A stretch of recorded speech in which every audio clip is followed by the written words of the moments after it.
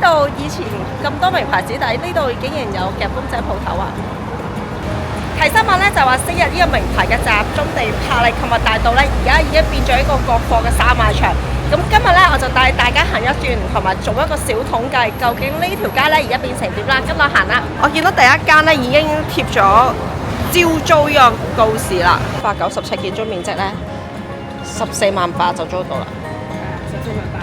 翻查資料咧，呢度最高峰期一個鋪位咧就要700萬，曾經俾國際高級時裝品牌租用。至於舊年最平嘅鋪位咧係時裝鋪頭，每個月大概9.8萬左右啦。之前幾多嘅？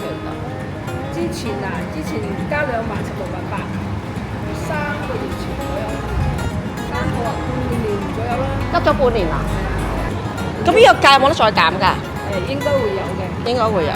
我就行咗一轉，一條街咧有3間夾公仔嘅鋪頭，仲有中資券商平價嘅服裝店。至於之前咧就話有風水品牌進駐呢個柏麗大道，行過咧就唔見啦，而上網 check 咧就好似執咗笠啦。呢度 total 有68間鋪，咁有23間鋪咧都係吉鋪嚟嘅。報告完畢。